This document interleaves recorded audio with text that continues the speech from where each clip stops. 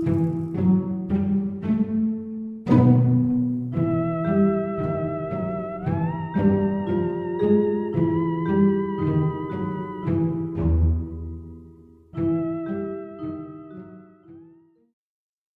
evening. This is Crime Classics. I am Thomas Hyland. I'm going to tell you another true crime story. Listen.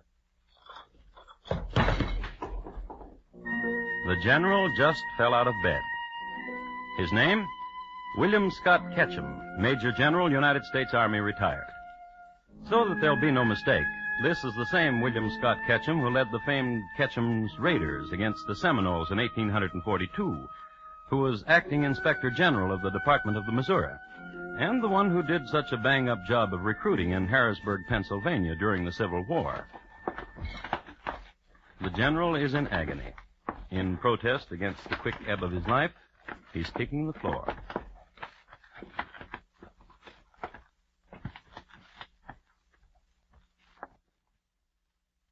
The general is dead.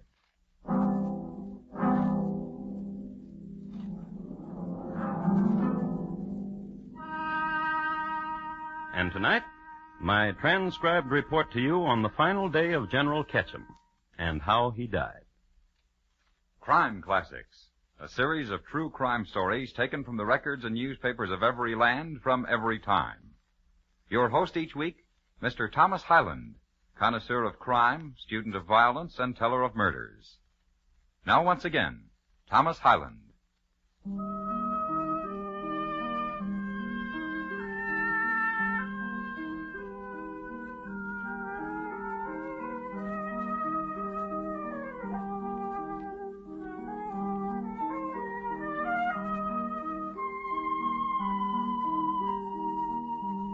The year is 1871. The place is Baltimore, Maryland. The month, June. No poet in the world, to my knowledge, has ever written a poem about this month in Baltimore. It is hot, it is humid, and the oysters are not in season. And any almanac will show you that in June 1871, had oysters been in season, with eggs and breadcrumbs they could have been fried on the sidewalks. For most Baltimoreans, it was the season for dipping hands into tepid scrub water to wash the marble stoops.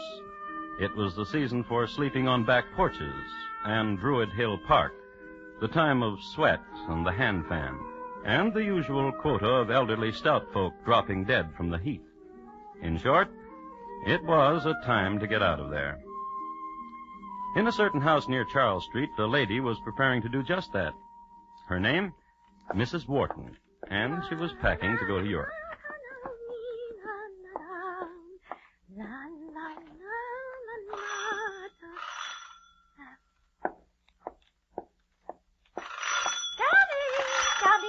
Coming. General. Mrs. Wharton. How nice. How very pleasant. Do come in, do. May I present Mrs. Chubb? Delighted. Oh, do come in, you and the General.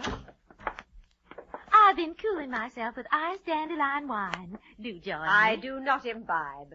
I work for the United States Department of the Treasury. Mrs. Chubb needs to keep a clear head at all times. I used to work for the United States Post Office Department, but now I'm with the Treasury. My, that's interesting. And you came all the way from Washington with the General. Perhaps your next position will be with the Army. Now, dear Mrs. Wharton, I must talk to you. Of course. Will you pardon us, Mrs. Chubb? Is this where you talk to her about the money she owes you? Mrs. Chubb. $2,600. Isn't that what you told me, General? Why don't you pay the General his money, Mrs. Wharton? Mrs. Wharton, Yes? as long as the cat is out of the bag, I thought to bring along the note you signed. I understand you're going to Europe. Get the money, dearie. Why, I have a distinct recollection, General, of having reimbursed She's going to tell you she's paid you the money. Let's not embarrass each other. But there's really no hurry, is there? There's no train back to Washington for hours. Wouldn't you like some wine? I do not imbibe. Just a small glass? You just sit down and relax. I'll bring you the wine, and we'll chat. You might stop at the cookie jar, too, dearie, for the $2,600.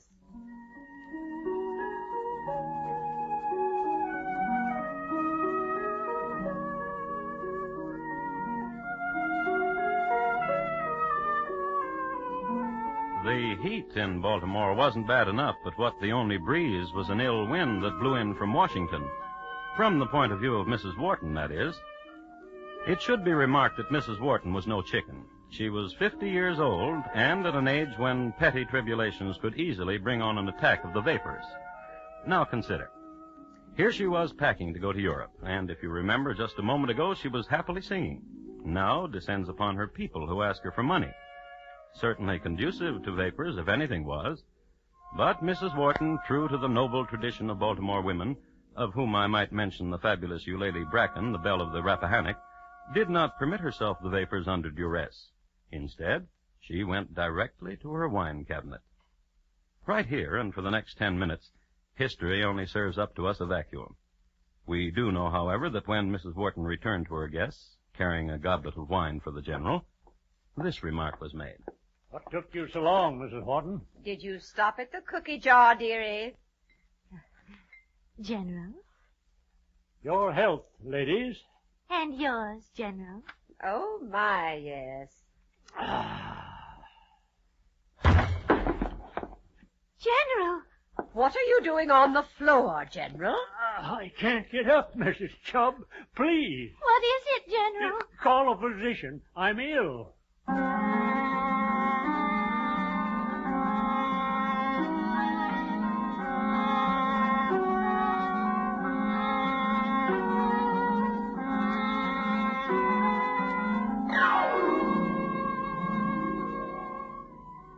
And how's my patient now? Feeling better? Dr. Chu? Yes? You must do something for me. Anything, General. Convey to Mrs. Wharton my apologies. Tell her I'm so ashamed of myself for falling down on her rug. And tell Mrs. Chubbs to find a room in town. And Dr. Chu. Anything, General. Tell Mrs. Chubb to stay there. Of course. General, Yes? you know what's wrong with you? What? I don't know. I thought perhaps you did. I thought perhaps you had a previous diagnosis. I thought perhaps this was a recurring ailment. I haven't ailed a day in my life, except Out with it. when I was in the swamp chasing the Seminoles. Then I was sick most of the time. Ah, Yes? in the swamps. Cholera morbus, and your present symptoms. Sweating, purplishness, weakness, and debility. Cholera morbus recurrent type. Is that very serious? Rest easy. I have the very thing in my bag. You're going to feel like a new man as soon as you take this. Vile-looking stuff. Why is it that all you army men quail at the sight of medicine? Here. Drink this, General. Oh, I'm not going to drink it. General, come on, open. I don't want to. General. Here. Here's some water. Drink it. What kind of medicine was that? Creosote and lime water. How do you feel? It seems... Yes? Suddenly the foreignness is gone. Good, very good. May I get up now? Oh, no. You'll be abed until tomorrow at least. I'll have Mrs. Wharton fetch you a prescription which will work wonders. Goodbye, General. Mrs. Wharton, Coming. I have a message for Mrs. Chubb. Where is she? Must I reveal? Well, I do have a message for her. She imbibed. She can't stop. She's in the rose garden now. I can't get her out of there. But then... Tell her to take a room and stay there. General's orders. And how is the General? He says his furriness is gone. Splendid. I gave him a palliative, a temporary relief. Is he seriously ill? He isn't young anymore, you know. There are no small sicknesses when one gets to be his age, and I'm afraid he can't be moved. He'll have to stay here at your house. But of course, he can stay in my room. I'll use the guest room. And an errand for you, Mrs. Wharton, to the druggist's. Get some tincture of yellow jasmine and give him a tablespoonful every 2 hours. Tincture of yellow jasmine every 2 hours. Goodbye, Mrs. Wharton. Goodbye, Dr. Chu.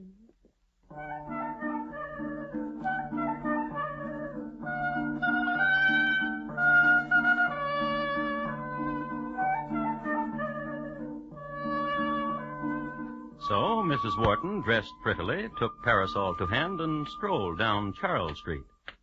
She walked slowly because of the heat and because Charles Street is a fashionable street, and one is apt to meet many of one's friends, and one is apt to stop and pass the time of day. Why, yes, Mrs. Becker. General Ketchum just fell right over, right there in my parlor. And she strolled some more. And to Miss Celia Bradshaw, an old friend of hers from picnic days, who she saw waiting on a corner. You'll never guess, Celia, who's dying in my house. At least I think he's dying. Dr. Chu wouldn't confess it, but I have a premonition. The General's dying. General Ketchum. And at the druggist's, she took time to down a sherbet. Seltzer water was all the rage in Baltimore in this era, so she had a little of it with a squeeze of lemon. Then she walked over to the druggist and ordered... Tincture of yellow jasmine, sir. And while you're at it, I'd like some tartar emetic.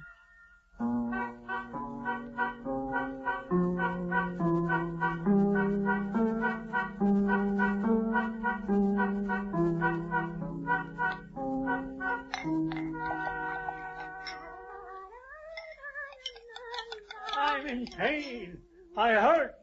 Mrs. Wharton, please, hurry.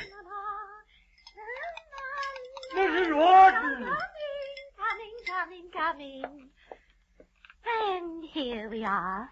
Oh, my stomach. The doctor said as soon as you drink this, you'll feel no pain. Please, hurry. Now here, drink this. All of it? Every drop. Come on. Now, General, just a moment ago you were begging for it. Now, every drop, all the way down, the whole glass. General, watch out. You'll fall out of bed. General, what's the matter? General, you look...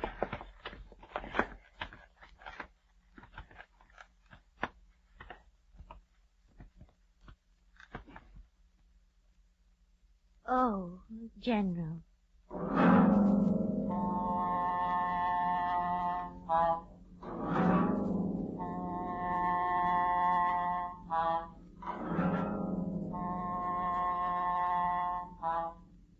The general was dead. Frontiersman, recruiter, quartermaster, dead on the floor. Fini to a military career. And it was then and only then that Mrs. Wharton had the vapors.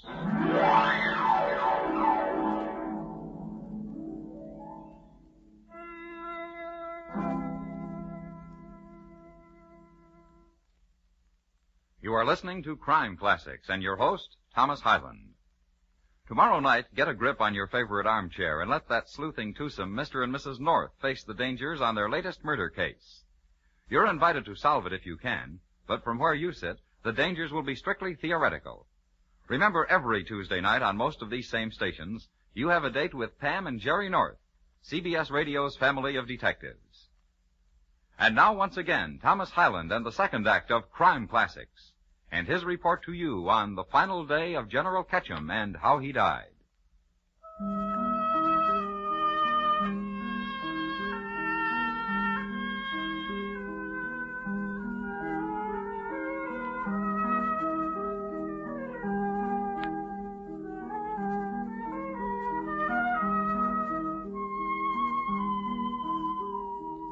A few words about Baltimore, Maryland, of the era which concerns us.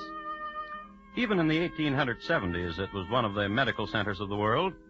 It is known as the home of the crab cake. Sidney Lanier, Edgar Allan Poe, Henri de Rochefort, alias the French butcher. And, as is well known, has given its name to a bird, the oriole. It is a city of row houses and marble stoops and beautiful women.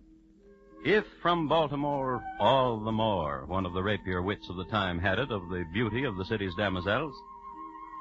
It is known that in her earlier days, Mrs. Wharton met neatly the qualifications of the adage, and at 50 she was not to be sneezed at.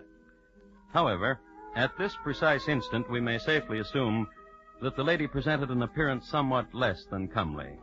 For a general had just tumbled out of her bed and died.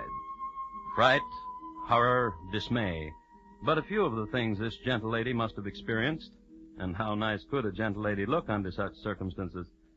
She was leaning against a bedpost, pressing her temples. From the front door.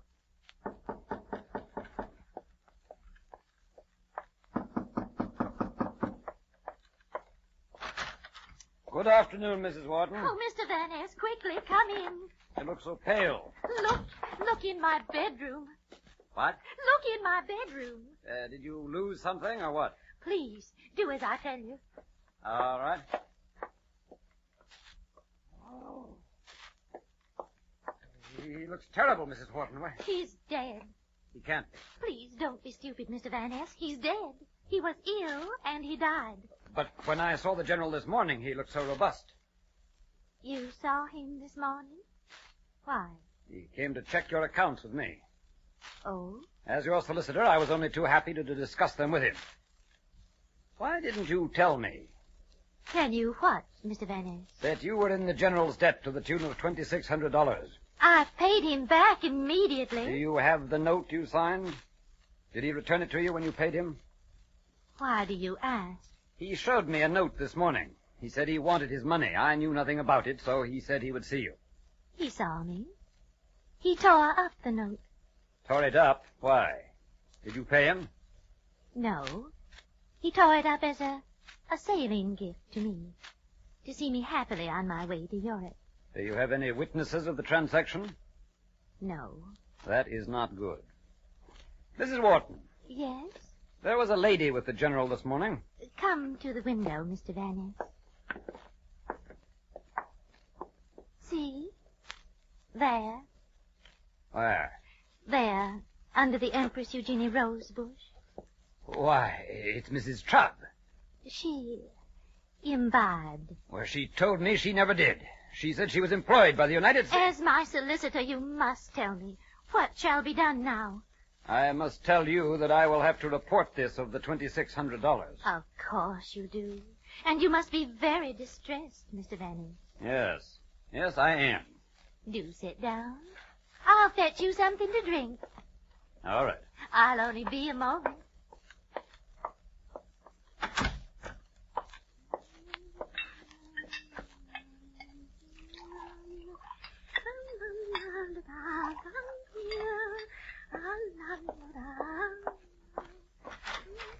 Oh, here, drink this, Mr. Van Ness. Your favorite. Thank you.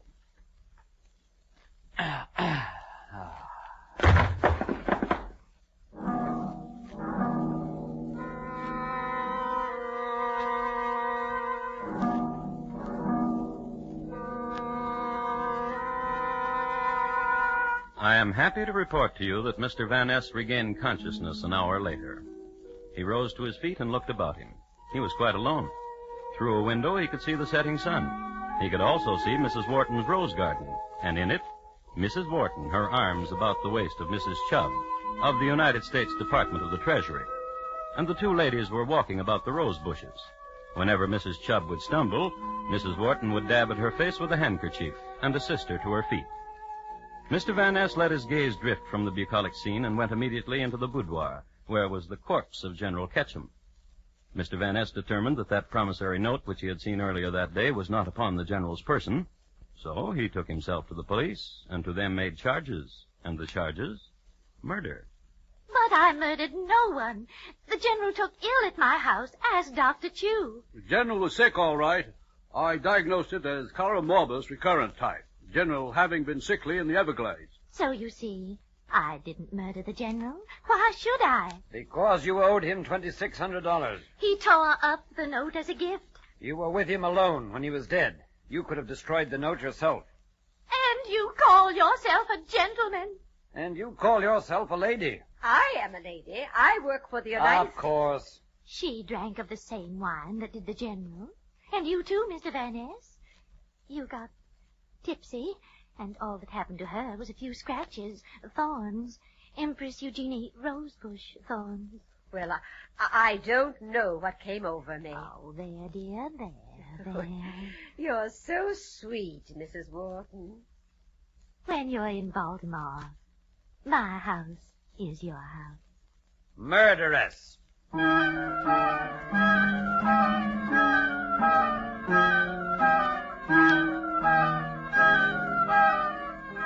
However, Mrs. Wharton was charged with suspicion of murder, and immediately a more detailed statement was taken from Dr. Chu. Cholera morbus, recurrent type. More? Oh, when I was first called to attend General Ketchum, I found the sick man in a semi-comatose state. The pupils of the eye were of a natural size, but almost wholly insensible to light. When I prepared the dose of medicine, I found the General's teeth so clenched that it was a matter of considerable difficulty and adroit convincing to put it in his mouth. His furriness, gentlemen, haziness of manner vanished almost immediately. I gave then Mrs. Wharton a prescription calling for tincture of yellow jasmine. And the druggist was questioned. Oh, yes, I remember vividly the occasion. Mrs. Wharton entered my store, had a sherbet, some seltzer water over a dash of lemon for heat, tincture of yellow jasmine, and tartar emetic. A word about tartar emetic. It is a deadly poison. I use it externally for wrinkles. As did many ladies of the time. Next came the autopsy. The general's stomach was removed and examined. Two of the greatest internalists of the day, Dr. Williams and Dr. Aiken of the Maryland University, could not agree as to the causes of death by a superficial examination, so it was sent to a chemical laboratory at the Johns Hopkins University. And upon the analysis depended the fate of a lady who just wanted to go to Europe. Of course, the flagellation wasn't complete, but that's the way it happened. All right, hand it to me. I'll put it through the filter. Filtrate. Thank you. I'll wager Dr. Imhoff was astounded, wasn't he? He thought he discovered something. He was prepared to call it the Imhoff effect. Attach this to the hydrogen sulfide, will you? You know what? What? This is the closest I've ever been to a general. His stomach in an Erlenmeyer flask. I did a prima donna once, poisoned by a jealous mother. Arsenic she used. You should have seen the titration on that one. Precipitated. I'll get it. Here. You separate. I say no poison. I say poison for $1. How do we stand now? You owe me 3 from the last 2 analyses. Hand me the muriatic acid. Thank you. Ammonium sulfide? Oh, my. Orange red, Joe. Tartar emetic in the stomach, wouldn't you say? Tartar emetic? Chalk gives the same reaction. Plain, everyday chalk. That's the way my report is going to read. Chalk in the general's stomach.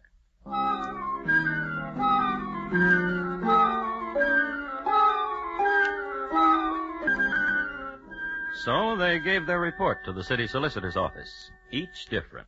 One tartar emetic, the other chalk, which confused the city solicitor no end, for not 1 hour before he had read a report from another chemist, Professor R.S. McCullough. Professor McCullough, having examined a like portion of the general's stomach, averred that not a trace of tartar emetic was to be found, nor chalk, but a bit of chicken Maryland. Confusion. The while, Mrs. Wharton, detained in prison, had a visitor. I baked these myself, dear Mrs. Wharton. Dear Mrs. Chubb. They're wrong about you, what they're saying. What are they saying? That you poisoned him. And others are saying that you would not, that you're too much of a gentle lady. Do you remember, dear Mrs. Chubb, when you came to my house, you drank from the same bottle as did the general? Did I? Of course you did. Remember? Wasn't it from another bottle I drank? And at a different time? You are a tease, Mrs. Chubb. Did I tell you there was no Mr. Chubb? I'm sorry. I'm so very sorry. 3 years ago, he ate a bad crab. And you are alone, as I am. Oh, I dislike Washington. When we return from Europe, you'll come to live with me. Dear Mrs. Wharton, and I have something else to tell you. Professor McCullough examined the general's stomach. The professor said the general had not been poisoned. La la la la la la la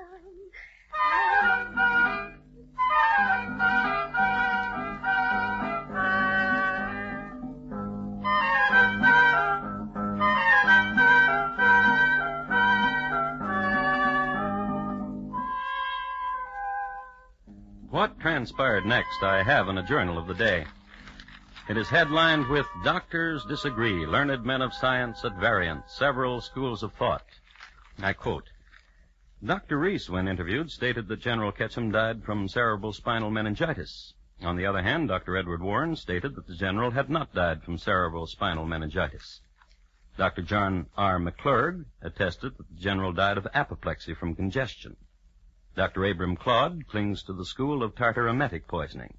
And Dr. Josiah Simpson, Dean of Baltimore Physicians, has made this statement. I believe the general died from natural causes.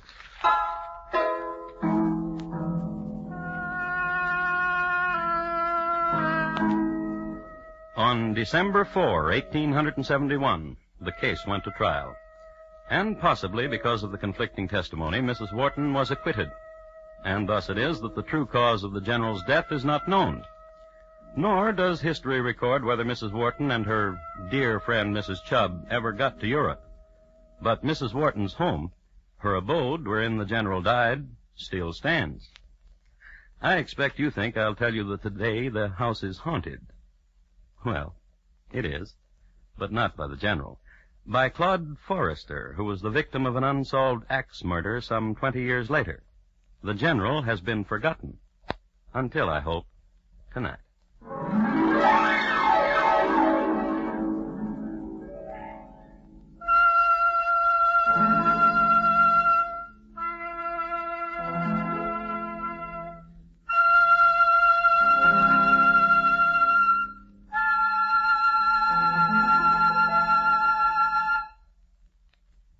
In just a moment, Thomas Hyland will tell you about next week's crime classic. General Ketchum, tonight's crime classic, was adapted from the original court reports and newspaper accounts by Morton Fine and David Friedkin. The music was composed and conducted by Bernard Herrmann, and the program was transcribed and directed by Elliott Lewis. Thomas Hyland is portrayed on radio by Lou Merrill. In tonight's story, Paula Winslow was heard as Mrs. Wharton and Russell Simpson as the general. Featured in the cast were Herb Butterfield, Bill Bissell, Sarah Selby, Hy Averback, and David Young. George Walsh speaking.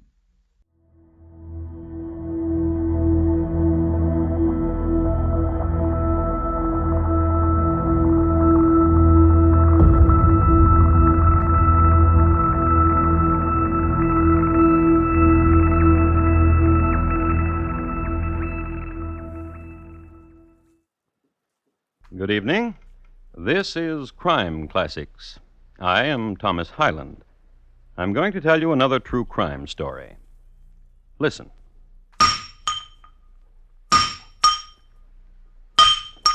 In the county of Suffolk, the willow grows green, and there was once a smithy.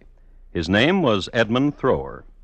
He was a powerful man who could make the anvil shudder and spring sparks into shadows cast by the willow. He made horseshoes. He mended scullery ware. He made hammers to drive nails, to mend shoes, to bludgeon people to death. And tonight, my report to you on the dread events surrounding Mr. Thrower's hammer.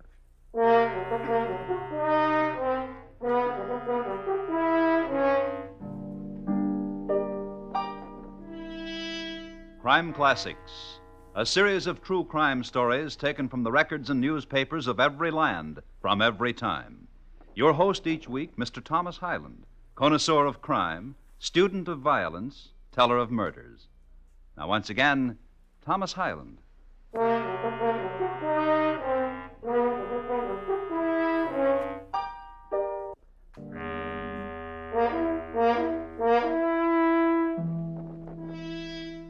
I should like to pose a conundrum. Of course, I already know its answer, but it took history 11 years to solve it. But was this puzzle solved? Well, perhaps. It has some interesting ingredients. A man hung for stealing a heifer, a gypsy, a chap who cut ling for a living, a young woman dead across a gooseberry bush, and the mending of a shoe on a wet day. Now, was ever a puzzle so tweaking? It happened in 1793, and there are two versions as to how it started. Version 1. Scene, Shotford Heath in Weybread, Suffolk, and a man is driving sheep to town. Oh, no. Enough of cud, beastie. On to town with us, come on. Oh! Oh! Rest your flock a while, shepherd. We've some ruby red wine. Aye, wine would be clever. Tilt the skin for him, gypsy. Give the shepherd a drink. Aye.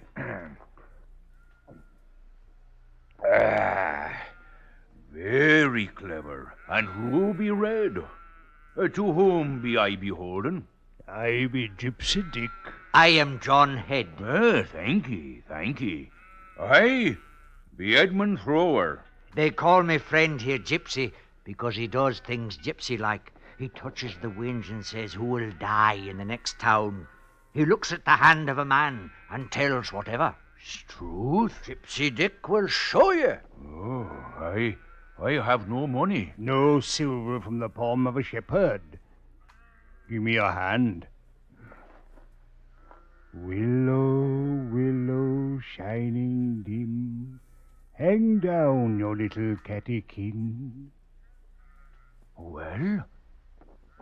John Head, do you see what I see in the shepherd's palm? Look here. 10 pounds in golden coins for the future. Then it shall be. There, shepherd thrower. 10 pounds in your palm, like the gypsy said. Thank ye, thank ye. Gypsy. Aye. What else do you see?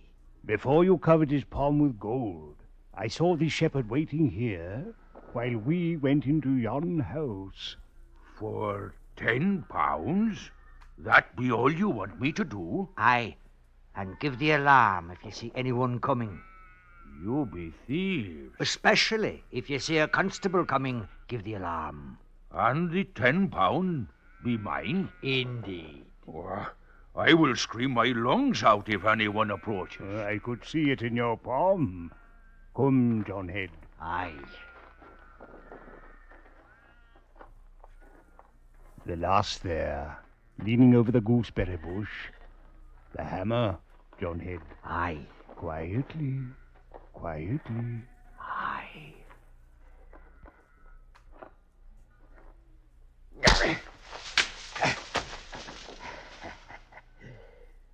Our dear old daddy would grieve if he found his daughter so. Look, through the window. Her father sleeps in a chair. Quietly, quietly. Aye.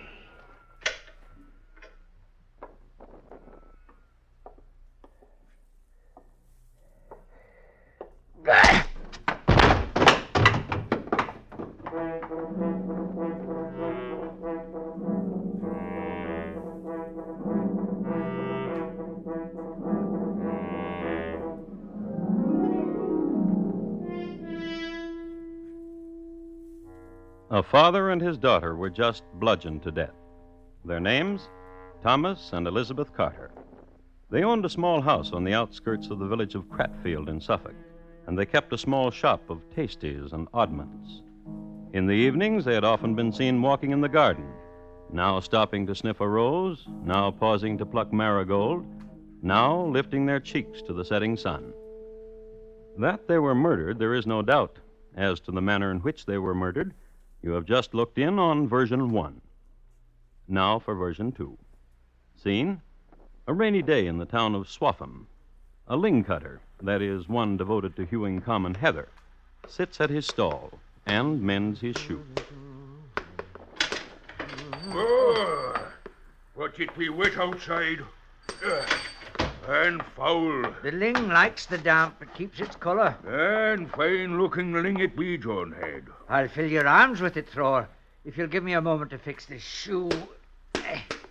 A pox on this hammer. Listen, John Head. Fix the sole of your shoe, but do not sell me ling. I look for lodgings. For the night or for the while? Oh, ruddy hammer. Yeah, you'll be using broken hammer to mend shoe. 'Tis the only hammer I have. I will make you a trade, John Head. How? I have a hammer here in my kit.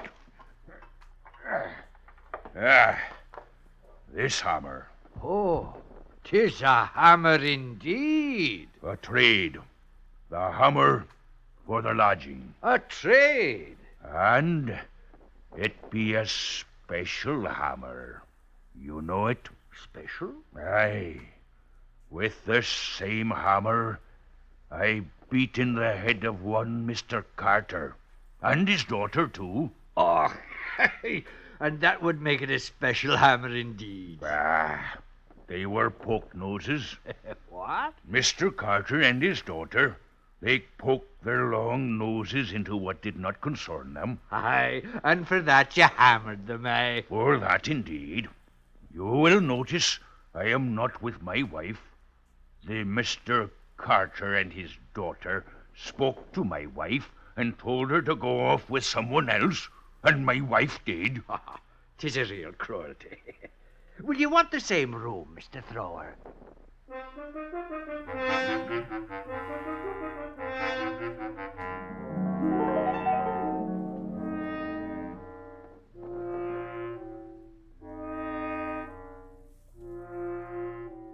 The two versions of how the Carters, father and daughter, met their respective ends.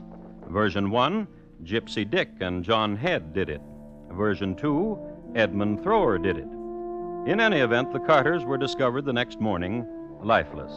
And, as we well know in these times, the things that were raised were hues and cries. Also, there was much scurrying and running about and clamor. But all this fell upon the stillness of the Suffolk heath. There were seasons and rainy days and days of sunshine and heather, and the ling cutters came and went, and the sheep became coats and mutton, and a certain gooseberry bush bloomed lovely, and berries died unpicked. And somewhere far away, a gypsy with the unlikely name of Dick held a palm and said this: Willow, willow, shining dim, hang down your little catechin. And picked a pocket. There were seasons and there were years. 11 years. Mr. Thrower was now a blacksmith among the willows. Mr. John Head was now a convict among the vermin and the lice of Ipswich jail. Mr. Head had committed a felony. He had robbed a sailor. His sentence hadn't been passed yet, but his cellmates had. John Head. What is it, Saunders? I can't sleep. You'll sleep for long, in a few hours. They say that on the gallows sleep is slow to come, that it's painful. Unless you have a friend to hold down your legs, then death is quick. If they will let me, I will do it for you, Saunders. Oh, thank you. Seems to me... What? Cruel. Death. What I did was cruel. To steal a heifer is cruel and deserves death. I knew it when I stole it. And you'll die, too. You stole a heifer. I but robbed a sailor. My brother robbed a sailor. He was hung and he was given to the surgeons. You'll die. Ah, 'tis odd. What?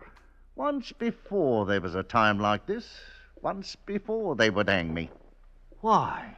Long ago, 10 years or so, 11, they took me from a public house where I'd laid drunk and told me I'd killed a man and his daughter, that I'd knocked their heads in with a hammer. About 11 years ago? Aye. But then I was let free. They decided I didn't do it. And where was this? In Cratfield in Suffolk. And the name of the man? And the name of the daughter? Oh, I can't remember. Nor I. Carter. Carter? 'Twas the name. How did you know? Carter. Saunders, lad. What? If they will let me do it, I will hold down your legs and pull hard on them, and you will die quick. Oh, thank you. And something else, Saunders, lad. The gibbet here at Ipswich will not get me for a long time yet. I don't die, not soon, Saunders, lad.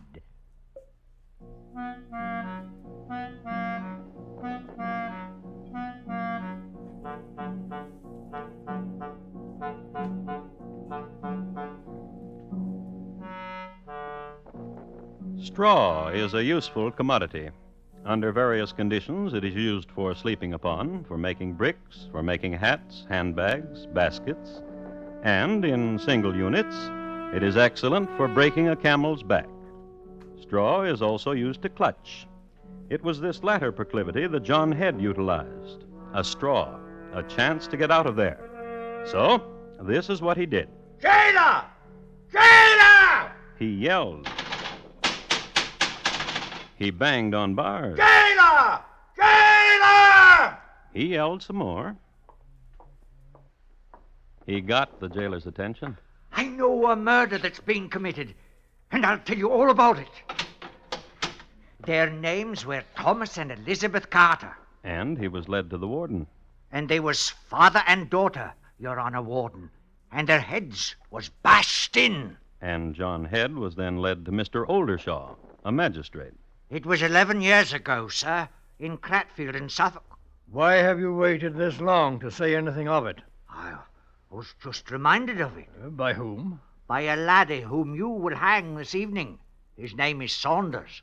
I shared his cell. And his gibbet, too, if this be a story for cocks and bulls. Truth, I tell you, I know the murderer.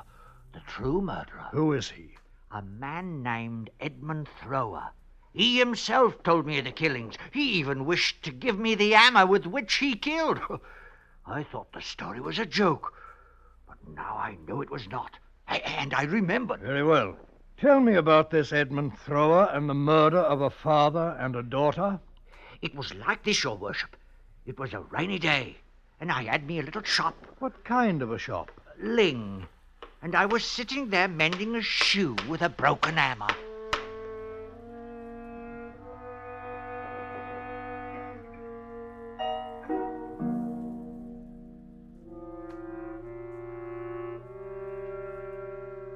And John Head proceeded to tell the magistrate version 2 of the double murder. You remember the one where Thrower offered Head a hammer, the very one he confessed with which he had committed the crime? The result of John Head's story, he was not hanged, and a search was begun for Edmund Thrower. Now that's really making the most out of straws, isn't it?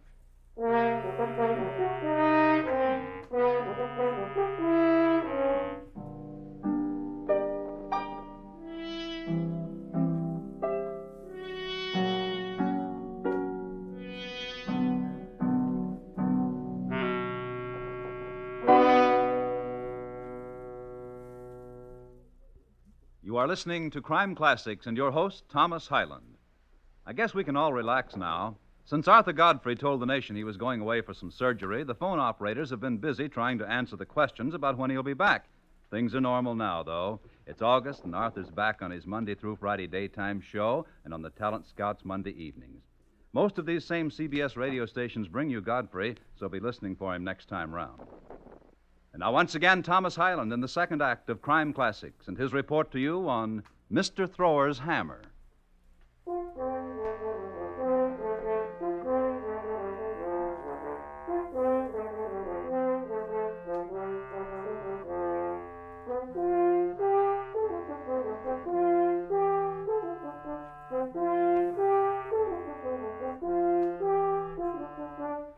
England in 1804. It was a peaceful time for England. They didn't have the colonies to worry about anymore. And on the boards of the theaters, a play called Heels Up was all the rage. Also, the towns were getting accustomed to the sight of red Indians from America walking the streets. And it was the year when Lady Gwen Fitzmorue rode to hounds one day and showed up a week later in Paris, thereby rocking the world from the Bay of Bundy to the Mediterranean. Two, it was during the reign of King George. And for the most part, except for losing the colonies, George's reign was acceptable. Generally speaking, a pleasant time in England. In Suffolk now, however, there was a stir. Something about a double murder committed 11 years before. Memories and records were tapped, and sure enough, on a spring day in the year of 1793, Mr. Thomas Carter and his daughter Elizabeth had been hammered to death, one in his chair, the other over a gooseberry bush. The most fruitful tapping of memory was John Head's, who remembered that it was Edmund Thrower who did it. But Mr. Thrower was nowhere to be found. Observe now a coincidence of history. Another tankard of ale, Mr. Fox. Thank you, Oldershaw, no. Just this pipe and to relax. Drink away if you like it, though. Don't mind me. No, enough for me, too. Pass me the taper. Aye, here. It's good tobacco you brought from London town. What kind is it? Virginia. Equally fine in the pipe or the nose. I'll send you a packet. Aye, and thanks to you. Your business accomplished in Ipswich, Mr. Fox? Aye. A matter of a legacy. Some lucky people have legacies. Would that you would deliver me one. And what would you do, Oldershaw? Take a frigate to America. You've been to America, have you not, Mr. Fox? Aye. Is it true about Kentucky, Mr. Fox? I would not know. I never got out of Virginia. As a matter of fact, though, the woman to whom I delivered the legacy plans to go to America, too. Mrs. Thrower. Thrower, did you say? Aye, Mrs. Edmund Thrower. And where in Ipswich did you find her? In a cardboard house on Pretty Prentice Lane. She is a gatherer and a seller of kindling wood. It took me a year to find her. And I've been looking for her husband for 6 months now. Her husband? Why? For 2 murders. I am quite sure that Mrs. Thrower knows where her husband is. Oh? This legacy I brought to her, the papers had to be signed by both her and her husband. She took the papers from me and brought them back a few days later and signed by Edmund Thrower. Pretty Prentice Lane? A cardboard house, and on the door it says, kindling for sale. Well, shall we enjoy one more tankard, Mr. Oldershaw? Oh, surely you're not going to Pretty Prentice Lane at this hour. Good night, Oldershaw.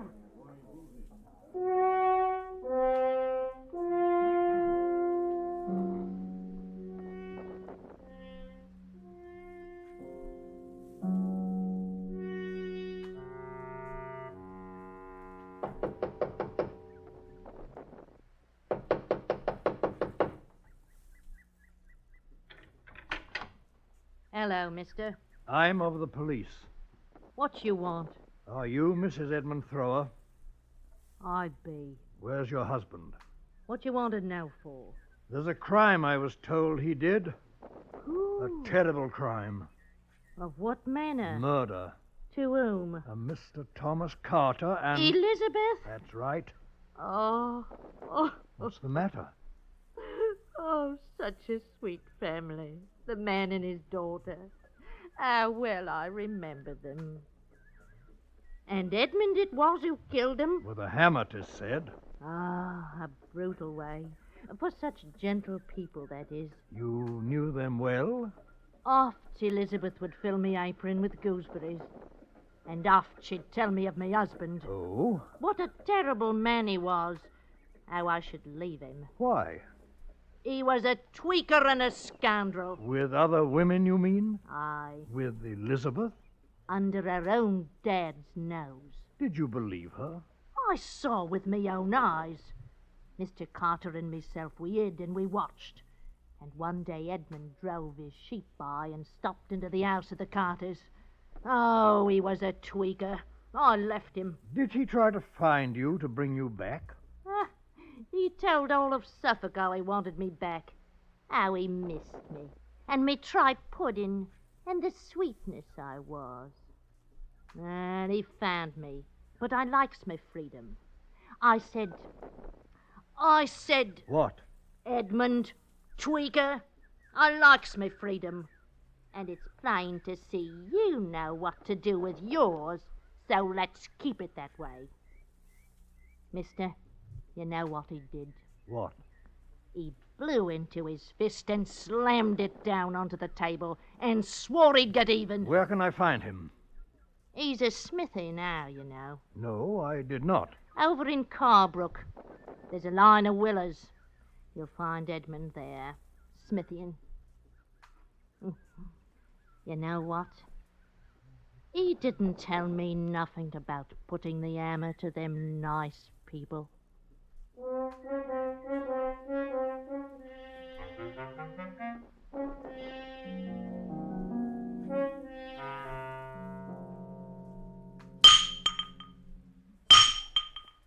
Edmund Thrower?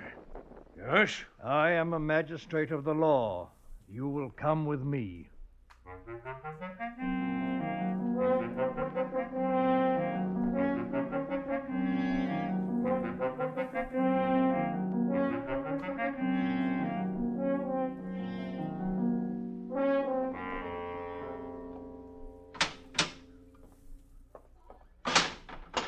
Thrower? Yes, Your Honor, Magistrate. How do you fare in your cell? Tolerably, sir. I'll listen to your story now, Thrower. Yes, sir. I am a smithy, and I have been a smithy for the past year now. And before... No, of the murder of the Carters, of why I have explained to you that you are here. Very happy to. I can remember everything. Good. In March 1792, I was discharged from the Navy and went to work for Mr. Potter at Stradbrook and helping him to fetch and carry sheep about. Till when? Oh, till Michaelmas 1793. Sometime after March 1793, as I was going over Shotford Heath in Weybridge, Suffolk, I was overtaken by a man called John Head and one called Gypsy Dick. One of them had a skin ruby red wine. And so it was that Edmund Thrower told version number 1. This is the version wherein John Head and Gypsy Dick were supposed to have committed that double murder. And so we come now to the final playing out of the conundrum I posed for you a while ago, and whose elements have been displayed for you. Jurisprudence now and the English law. Edmund Thrower was brought to trial. I have a copy here of the original indictment, and I'd like to read it to you.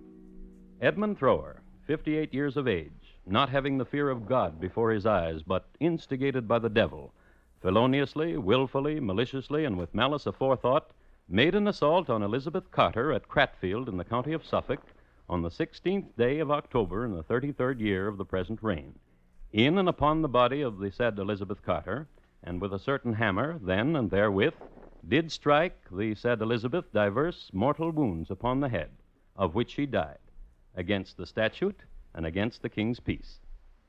At this trial, Magistrate Oldershaw presided. Edmund Thrower, how do you plead? Not guilty. Then a second indictment was read concerning the murder of Thomas, father of Elizabeth Carter. Edmund Thrower, how do you plead? Not guilty. Then, from almost nowhere, a man who went by the name of Gypsy Dick was sworn and took the stand and made a statement. He told where he lived. At Cratfield. And did he recollect the murder? Oh, yes. I was walking in Shotford Heath on the morning of the murder. It was about 9 o'clock when my attention was excited. I heard a sharp woman's shriek, and I said to myself, I have heard a woman shriek, and it was enough to stun anybody. And more. I saw a man running, or walking quick, when I got to the 4 crossways from Cotter's house, and I made a kind of halt when he was before me. He went over a stile on the left hand of Cratfield Green, and it was a very bright morning, and I could see the man well. And it was that man sitting over there who is called Edmund Thrower. So the case was given to the jury, who deliberated 35 minutes. Guilty. And sentence was passed. Edmund Thrower, you have been tried and convicted by an impartial jury of your country of a most foul and cruel murder. A murder on an inoffensive poor girl who gave you no provocation, and of her aged father, too, in the moments of quietude. The motives which led to that murder are best known to God and your own conscience. Therefore, it behooves you to make your peace with him, before whose awful tribunal you must appear. You will be removed from hence to the place from whence you came, and from thence to a place of execution on Monday next, where you will be hanged by the neck until you are dead, and your body afterwards will be delivered to the surgeons, and the Lord Almighty receive your soul.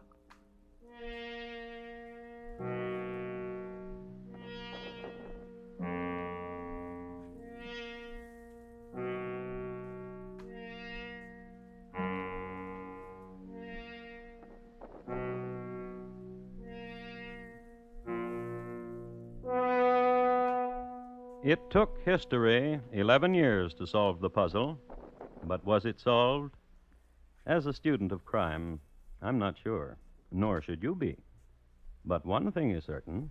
In the county of Suffolk, the willow grows green, and from one of them, there hung a smithy.